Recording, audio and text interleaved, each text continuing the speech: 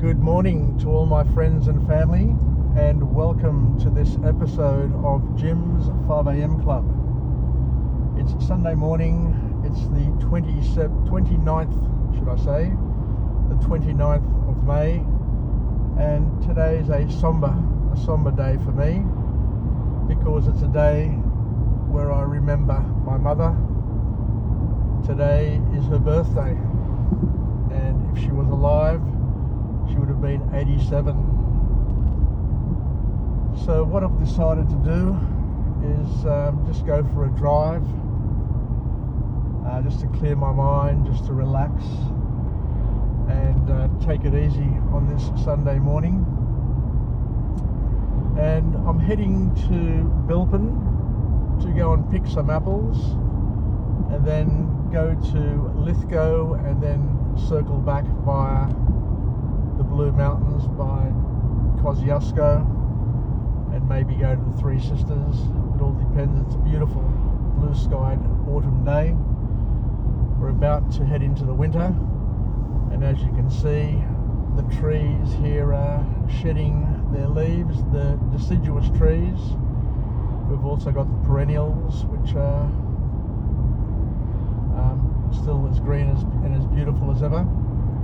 But we have the deciduous trees mourning the loss of summer and preparing themselves for hibernation throughout winter, and then preparing to celebrate the next springtime, which will be coming in about 3 months, a little bit more than 3 months' time. So everything goes through a cycle, and every cycle is purposeful and meaningful and beautiful in its own way. But these trees here at Richmond are just absolutely beautiful. The canopy that covers the road. Of course, in winter there'll be a lot more light coming through, but it is a wonderful drive. I remember doing this drive with my uncle Angelo Gathreptakis, who has since passed away. So what I will do is I'll stop off at one of the cafes up at Bilpin and partake in a apple pie with ice cream in memory of my beautiful late uncle Angelo Gathreptakis. And I'll grab some apples, go and pick some apples if I can, some pink ladies, so I can eat throughout the week. But it's much different picking fresh apples than buying apples from the supermarket, because the ones that you pick fresh from the tree just smell differently, taste differently to those of the supermarket, and they last a lot longer. They can last for 3 or 4 weeks at least, and still have that crispness and that freshness.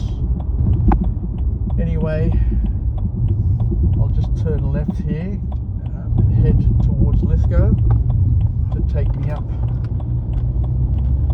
to where we're heading along the Bells line of road. And what I want to do today is continue the tradition of Jim's 5am Club, where we go on a vicarious journey together, and I'm going to go through a book summary, and today's book summary is entitled Raise Your Game.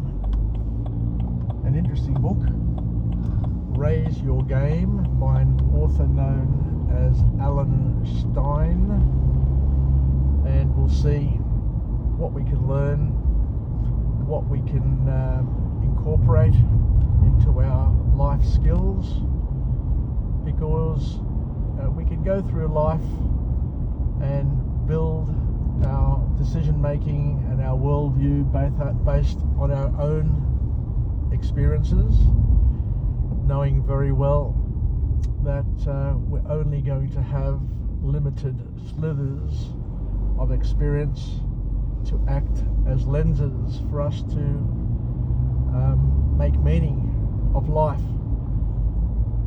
But what we can do in the meantime is, because we don't have enough time to live all the experiences and to gain a full view of what reality really is, what we can do is we can complement and supplement our experiences with OPE, which means we can use other people's experiences to compare and contrast and add to our inventory of experiences to accelerate our understanding of how the world around us operates, to see it through other people's eyes, because we're all going to have a different past, we're all going to experience a different present. I am here, you are there, you're going to see and do something completely different to what I'm seeing and doing, and we're all going to have different futures. But the absolute beauty of our lives and the absolute beauty of sharing our experiences is that we can learn from each other, knowing very well that we are different from each other, and that difference that we have to each other is in fact a gift from God, because it's for each other, because we can complement, we can supplement, we can add to our own inventory, our own portfolio of experiences with other people's experiences, valuable experiences. I'm not saying that all OPE is valuable, but what I'm saying is that we can pick and choose. We can identify things that other people do, things that other people have learned, and use it in our own life, where of course it serves us, where of course it adds value to our lives. So this book here, let's go on and talk a little bit more about this book. And the author is, I'm just crossing the river here, the Hawkesbury River at Richmond, and it looks very, very full and beautiful.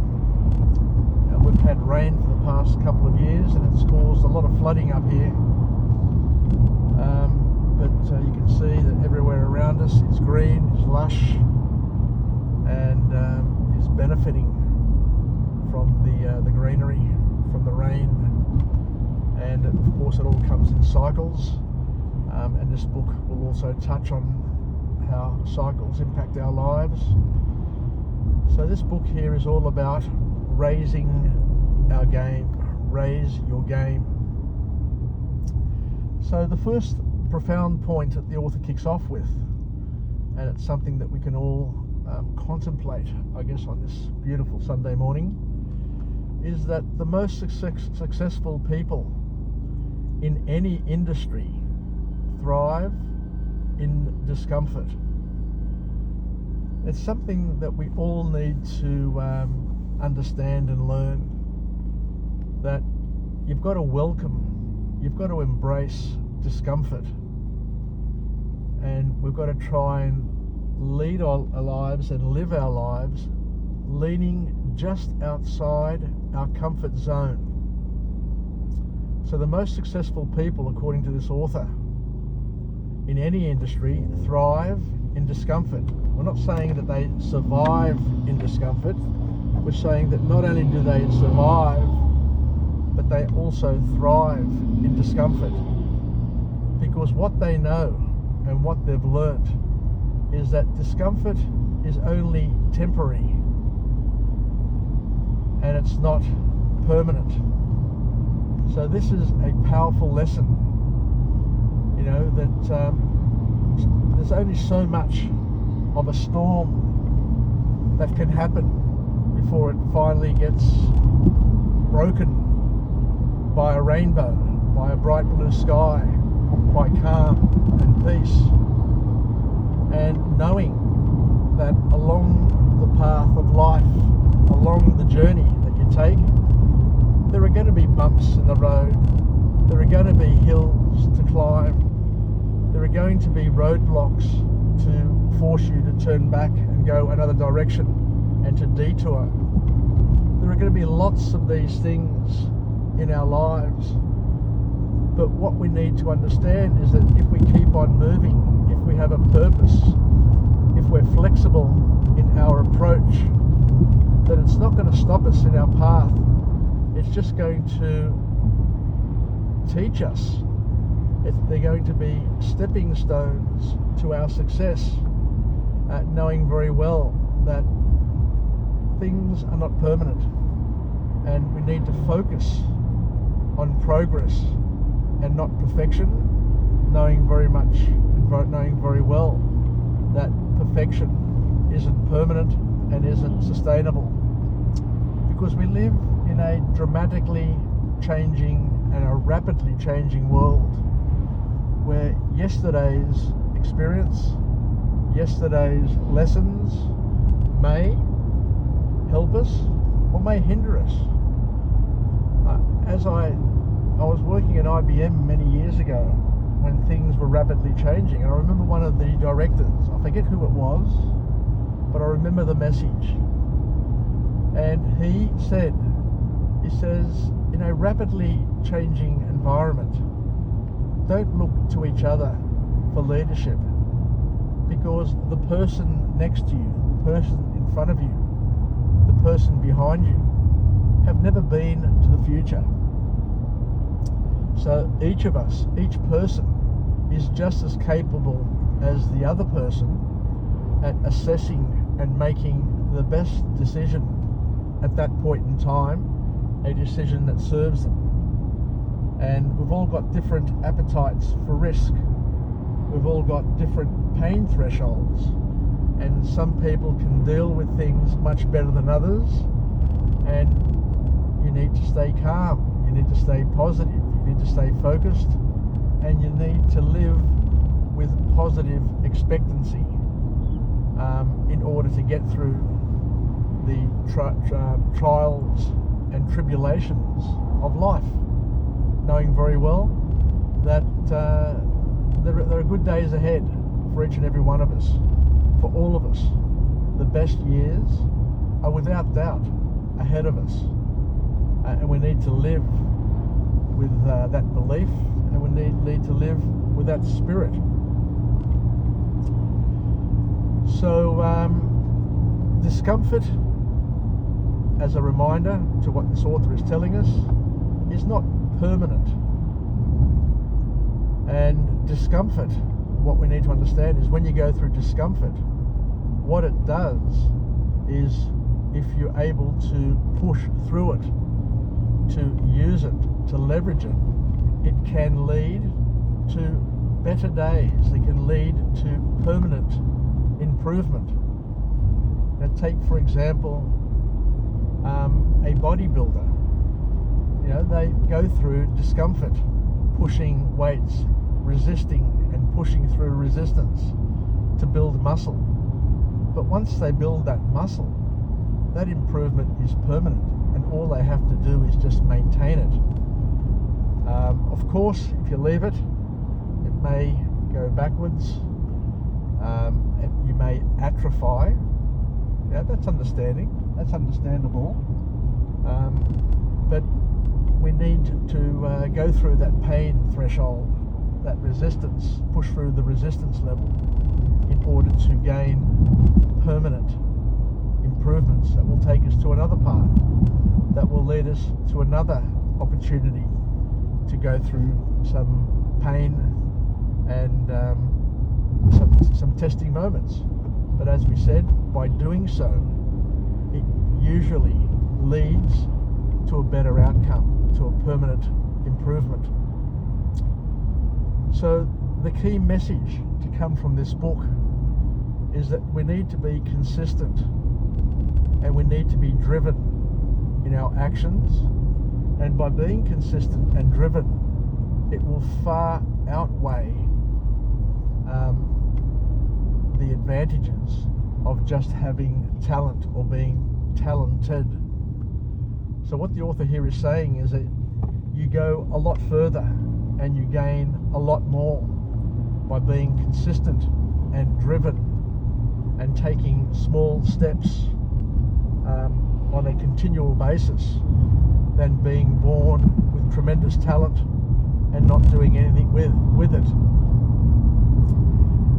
Just as an aside, I remember years ago reading a book which quoted a NBA basketball coach in America, John Wooden, where John Wooden would always say to his players that society won't judge you on what you have achieved or what you achieve. Society will harshly judge you. Your parents, your family, your friends, your peers will hardly judge you based on what you should have achieved, given the opportunities, given the skills, given the talents, given the network, and given all of the things that were available to you in your life, and the things that you didn't take advantage of, the things that you didn't springboard from, the things that you didn't grab with your 10 fingers, your 2 hands, and your 2 arms to draw and hold closely. You know, by being lazy, doesn't matter how much talent you have.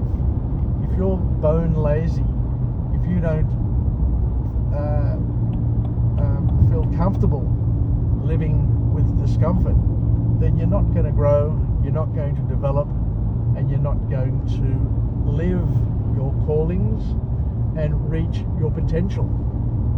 Each parent, each grandparent, each teacher, each manager wants the people that they have in their care to do whatever is possible, to push as hard as possible to reach their potential. And that's why, as managers, that's why as parents and grandparents, as peers, we push each other to help each other get through that little hump in the road, because each path, each road has a hump in it, has a pothole in it, has a fork in it, which slows us down, which causes us to be fearful, to be uncertain, and to be doubtful. But what the author here reminds us of is that we need to push through those fears, push through that discomfort in order to grow and develop and to get to the next level and to raise our game, to be better, to be an example as opposed to a warning to others, an example of what is possible for those who stick to it, who raise their standards, who live with virtue and continue to believe in themselves and those around them. So we need to be consistent. We need to work incrementally. We need to embrace the spirit and the lessons of Can I. Can I is an acronym for constant and never-ending improvement, because that's how we grow, that's how we develop. There are 2 phases to our growth and development.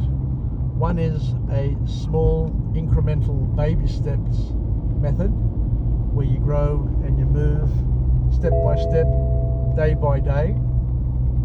And the other method, the other message that we have is that there are step functions where sometimes all the dots are joined and we are able to springboard and to step up in a massive way. Sometimes we have an enlightening moment. We have a eureka moment where things just become crystal clear and you just have a breakthrough moment. So the author says that these step through these massive leaps come, but you need to do the incremental steps. You need to be disciplined. You need to have a clear vision of where you're going, and you become unstoppable. So the author goes on to say that we need to be self-aware. So a person who is highly self-aware, in the author's words, and willing to work hard consistently, becomes unstoppable. That is a profound message. That is the sort of things that children want to hear. It's the sort of thing that teenagers want to hear. It's the sort of thing that people who are going through tough times want to hear. That by doing things and sticking to things, that eventually you become unstoppable. I remember years ago hearing a quote where they said that you can't stop a person who knows where they're going. You simply can't stop a person who knows where they're going. Even though that I've stopped here, I know where I'm going, but I'm just letting a bit of the traffic behind me just move past so that I can continue my driving without being pressured, given that I'm talking as I'm driving. But the author here says that we need to be self-aware, and we need to be able to clearly see our starting point, because our starting point becomes our baseline. It becomes our benchmark to which we compare ourselves to, and this is critical, because when a plane takes off and is in flight and is heading to a destination, along the way it gets buffeted by the wind, it gets impacted by the circular energies in terms of the way the earth is spinning. There's vacuums where the plane will lift and fall. There are tailwinds, there are headwinds, there are so many things that are impacting the plane while it's on its way to its destination, and the pilot needs to continually look at where it was, look at where it wants to go or where it's heading, and adjust the rudder on the plane and adjust the directions in which the plane is heading to keep it on track, to keep it on path. And similarly, we as humans, we people, need to know, have a goal, have a plan, have a target to what we're trying to achieve, where we're trying to head, and to know where we came from,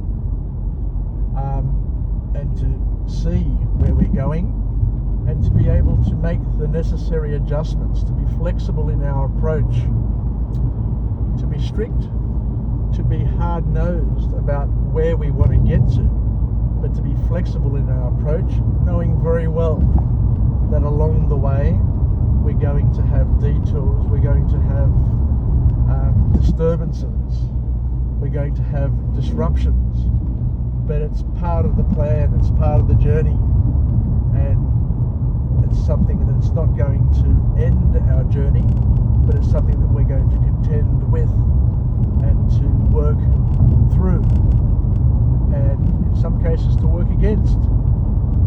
But at the end of the day, it's all part of how things get done. So this whole concept of self-knowledge, introspection, knowing thyself, is nothing new. Socrates was one who talked about know thyself, the ancient Greek philosophers, and no doubt anybody who has talked about philosophy. So it's not just unique to any particular philosopher. It's a common question that all humanity needs to grapple with, that you need to know yourself, you need to know your strengths, your weaknesses, your motivations, and this level of introspection is something that we need in order to help us improve. At the treasuries at Delphi in Greece, at Delphus, is written. There's an inscription that Socrates mentioned and shaped a lot of the Greek thinking, and it's know thyself. And the same thing is what this author reminds us of. We need to know ourselves, we need to know our starting point, our baseline, and to benchmark to that baseline and starting point. And we need to be able to compare and contrast to our own benchmarks and starting points and where we want to go, and to be self-aware and to be introspective, as we said before. So what else can we learn from this author, from this wonderful book, which is quite simple and yet profound? So the author says here in his second formal point that if you want to have a happy life, we need to stop. We need to immediately stop from comparing ourselves to other people. By all means, think about it from time to time. You know, it's good to get motivated and to set your goals and your dreams based on a role model that you'd like to try and be like, and a role model whose outcomes and capabilities serve you, or you feel that they may serve you. But when you're continuously comparing yourself to other people, what the author here says is that is really dangerous, and it leads to discontent and disappointment, and it is a negative way of living your life, because comparison is the mother of doubt and discontent, because there's always going to be somebody who's prettier than you or more handsome than you if you're a male. There's always going to be somebody who's smarter, stronger, richer, more popular than you. So we have a biased conscience which leads us to fear, anxiety and doubt. And these fears, these anxieties and these doubts, this comparison to other people is not helpful, is not empowering, and it's something that we need to be aware of in ourselves, as it could be a weakness, but also in our children, our partners and other people. The message is clear: stop comparing yourself to other people on a continual basis, else it will lead to your downfall. We need to learn, according to this author, we need to learn to accept ourselves for what we are, because we're all different, as we said, not only from each other but for each other. It's really, really powerful. We need to focus on our strengths. We need to focus on love, loving ourselves, loving others, accepting ourselves and accepting others. You know, just because I have a dream for my children and grandchildren doesn't necessarily mean that that dream inspires them. Each person has their own life to live. Each person has their own calling and callings. Each person has their strengths, their weaknesses, their likes, their dislikes, and each person needs to live their life so that at the end of their life, whatever their life time is, be it 1 year, 100 years, 60 years, 70, who knows how long we're going to live. But at the end of our lives, we need to be able to look back and say, I achieved my purpose. I served God. I did things that were glorifying God and God pleasing. I served my neighbour. I help people. I help people. I love others as I love myself. But the message is clear once again. You need to love yourself in order to love others. You know, you can't be the sort of person who hates themselves and expect to be the sort of person to love and accept and appreciate others. So we need to live our life.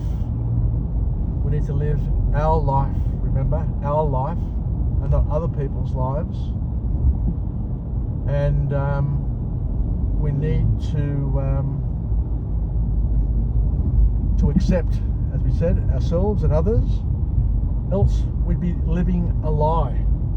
We don't want to be living a lie. I just need to make sure that I turn down. I'm going to turn down over here, that's right, because this is where the apple picking place is. And there's a cellar door here, so I might pick up some cider. Might actually drop in and have a cider. Why not? So it opens at 10 o'clock.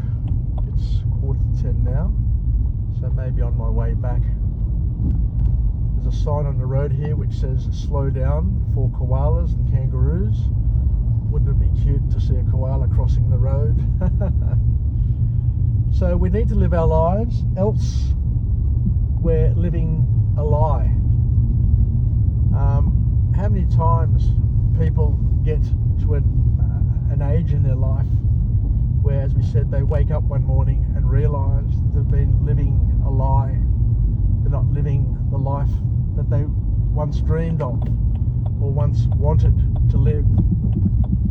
And that would be an absolute travesty to get to the point in your life where you're not happy and you're not living your life.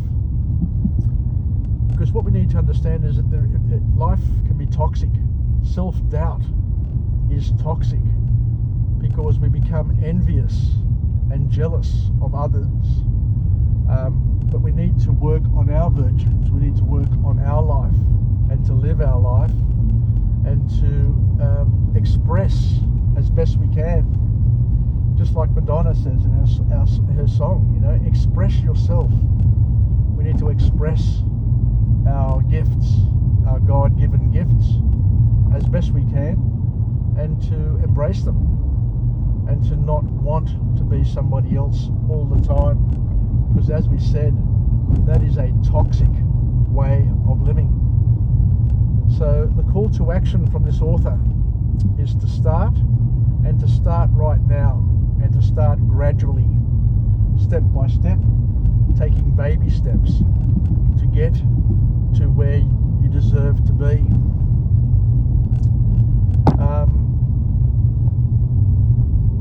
So we need to make progress, focus on progress rather than focusing on perfection, because perfection isn't real. Perfection isn't permanent. We live in a rapidly changing and a continually changing world. And if you get sucked in on trying to be perfect, it's not sustainable, according to this author. So we need to focus on being flexible in our approach and to continually change where possible. So the gate is closed still, so we need to find out what time it opens. Sorry, we're closed. So what I might do is, anyway, I'll come back later. I'll turn around and go and maybe grab myself some breakfast in terms of a hot apple pie with ice cream. Not your traditional breakfast, but it's something that I'm looking forward to, as I say, in remembrance of my uncle Angelo Guthardakis, and in remembrance of my dear mother, whose birthday would have been today, and she would have been 87 years of age. How I miss her, how I wish I had her in my life physically still, to see her granddaughters grown up, to see her great-granddaughters growing and developing. But such is life. We try and make the most that we can while we can, and we can't have our parents, grandparents, and all of our loved ones around us forever. It's just the way life is. So once again, we'll finish off this book summary where the author reminds us that perfection doesn't exist, and life continually changes, and there is a cycle in life. There's a summer, there's a spring, there's a summer, an autumn, a winter, and a springtime in all of our lives, and we need to live each of those seasons as they come, and to make the most of each of those seasons, and not to be trying to live summer in winter and springtime in autumn, or to be chasing a sunrise running westward. There's a time and place for everything, and we need to be cognizant of that, and to make the most of each season in that season, and to prepare for the next season, knowing very well that things are a cycle. So we need to have well-defined goals, well-defined plans, because as we said, you can't stop a person who knows where they're heading. You can't stop a person who knows where they're going, unless that person gets there in the wrong time frame. Just like I've turned up here to the apple orchard a little bit early, but in about 10-15 minutes, 20 minutes, I can head back, knowing very well that the doors will be open, and I can come here later on and grab a cider or two and some for home, and enjoy this beautiful sunny autumn day. A few more days, there's 3 more days before winter kicks in, and we'll see how we go. So thank you very much for joining me on this book summary, where we've learnt the importance of taking small incremental steps, and on occasion the dots will be joined by some strong lines where we can grow and develop and have a step growth function, a breakthrough moment in our lives. But we need to believe, we need to trust the process, we need to trust God's will, and to continue doing what we're doing, and living with positive expectancy. So thank you once again. I hope you enjoyed this vicarious little journey that we've had, where we've gone from Richmond to Bilpin, and shortly I'm going to jump out of the car, take a couple of plastic bags, and go and grab myself a couple of kilos of fresh apples from the tree. And they're just beautiful.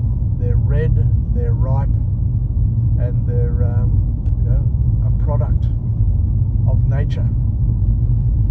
So today's book was Raise Your Game by Alan Stein. A great book. I've got somebody behind me, so I'll just pull over here and hopefully not run off the road. Let them through. I guess they're in a hurry to go apple picking, but once they get there, I think they're going to realise that the gates are shut. And I'll have to wait, just like I'm going to wait anyway, to go in there and be one of the first to pick a fresh apple, or 20 or 30 off a tree, and take them home to eat during the week and share with my workmates.